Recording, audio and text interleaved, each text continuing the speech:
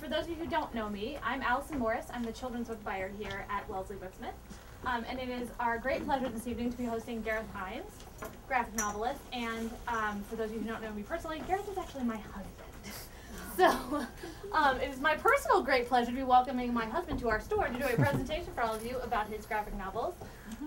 I was drawing about as soon as I could hold, a drawing implement. This is when I was about 4 or 5. My drawings took on a distinct narrative. My mom started making these little blank books for me, and I would fill them up with drawings and stories, but I didn't really want to figure out what the story was going to be so much. So this says in my phonetic 4-year-old writing, I do not want to write at all. Well, when I was in high school, I was drawing all the time, and I was doing a comic for the school newspaper, but I was still kind of thinking of it as a sideline. And when I started to actually look at schools and kind of look at the competitiveness of schools, and I realized that basically I wouldn't be able to get into a top engineering or liberal arts school, but I could easily get into any art school that I wanted. That kind of made me sort of wake up and think, oh, maybe this is where I should actually be focusing. So heavy metal started out in Europe, Metal Hurlant, and a lot of those artists were very influential on me, especially like Jean Giraud, Moebius, and I grew up reading Tintin and Asterix and these European comics more than American comics.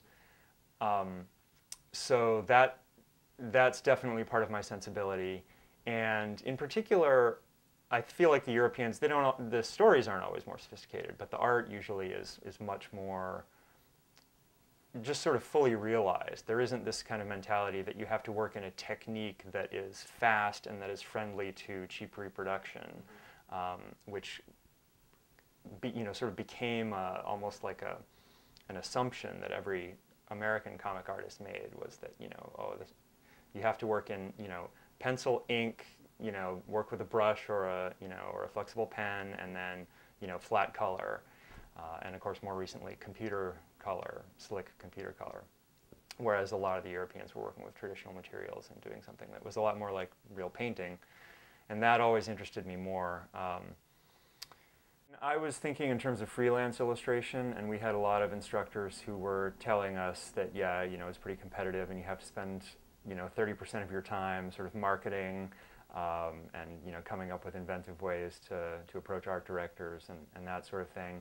And that's part of the reason actually why I ended up going to video games for a while, was because when I realized just how much time it was going to sort of take to do that marketing part of it, I thought maybe I would actually have more time to do my personal work if I was working full-time for somebody else. And that's when I kind of learned about the whole game industry and that was a viable route. Of course, kids these days know a lot more about the games industry actually than I did when I was getting out of school.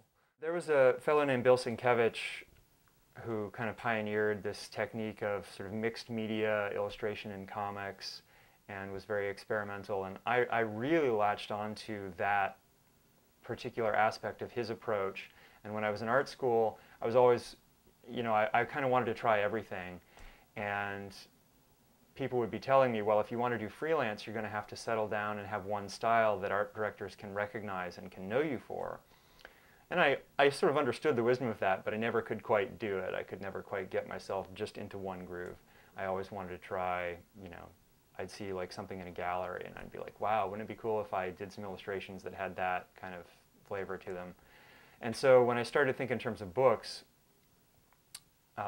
one of the things that was nice was I would have a pretty large chunk of time to play with one style, but I could sort of tailor it to that book, and then I could move on and do something else for the next book.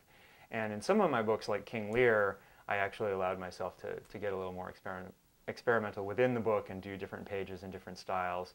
I would try always to have there be, at least some kind of rhyme or reason to it. Like in King Lear, it kind of starts out very sort of bright and pastel-y, and then as his mood darkens, the palette kind of darkens. So, and in Beowulf, there's 3 different sections of Beowulf, and I kind of chose the 3 techniques for those 3 sections to kind of reflect what was going on in each story. So I painted on wood for the second section, and partly that's because there's a lot of underwater stuff, and the wood made these cool watery textures. And then in the third section, it's kind of, a lot of it is about Beowulf's death, and so I kind of made it look almost like relief sculpture like you would see on a gravestone or a tomb or something. I mean, I was always really interested in martial arts, even when I was kind of too young to do them. I sort of had to wait until I was 8 years old before my dad would let me try some martial arts. And I was growing up in a small town in Vermont, so there wasn't a lot of variety available. But, you know, I tried what was there. I tried some karate, and I tried some aikido back then. And at the same time, you know, whenever I was playing with my little action figures, you know, I was choreographing these elaborate fight scenes. And so when I read comics, and particularly American superhero comics like Spider-Man, you know, he was always making these long speeches as he was fighting, and, you know, taunting his enemies endlessly. And that always seemed unrealistic to me. And when in the 80s, when a lot more independent comics started coming out that had a little bit different, maybe a little more grittier, more realistic sensibility, and also when some of the Japanese comics started coming out, which have, the Japanese manga artists have a lot of really interesting tricks and techniques for making their fight scenes very dynamic and very speedy and dramatic. And so that stuff all really appealed to me, and I wanted to try and have that kind of sensibility in my work. So I thought a lot about how to choreograph fight scenes in a way that would be realistic and dynamic and kind of convey some of the speed and confusion, but still have the audience be able to more or less follow what was going on. And definitely some of that came out of the fact that I was continuing to train in various martial arts. I did some kung fu in college. I switched colleges, and then I was doing aikido again. And so, you know, I've played with a bunch of different martial arts. And I did a little bit of fencing in high school. So, but at the same time, I was also just looking at the way it's done in cinema, you know, and some of the ways that really good fight choreographers do things in, you know, a classic Errol Flynn movie or a Jackie Chan movie, or, you know, these different types of action scenes.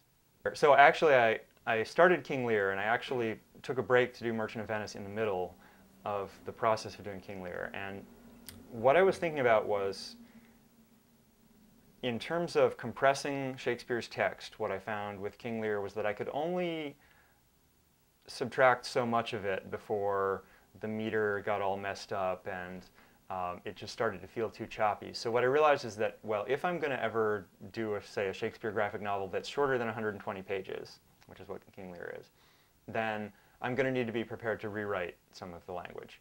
So I started thinking about, well, what are my favorite Shakespeare plays just for the story, and where the language isn't maybe quite as compelling to me.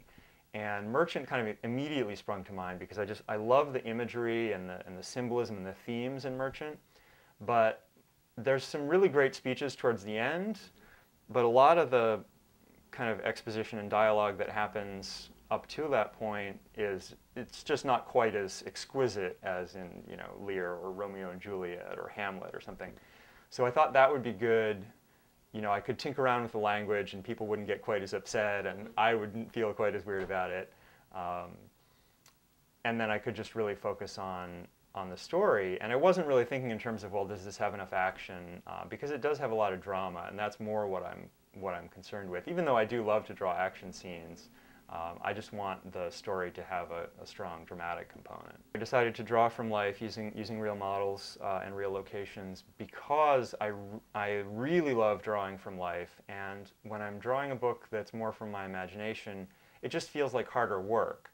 So I thought, and I was more or less correct, that doing it from life would be kind of freeing and relaxing in a way that sometimes it's not when I'm working from my imagination. Now, the flip side of that, though, is that there was a lot of planning that had to go into that, and there was a lot of scheduling of, you know, well, when am I going to meet with these two people who don't live close together and don't have the same schedule so that I can get shots of them interacting, and, you know, planning a trip to Venice, obviously, was not trivial in terms of time or expense.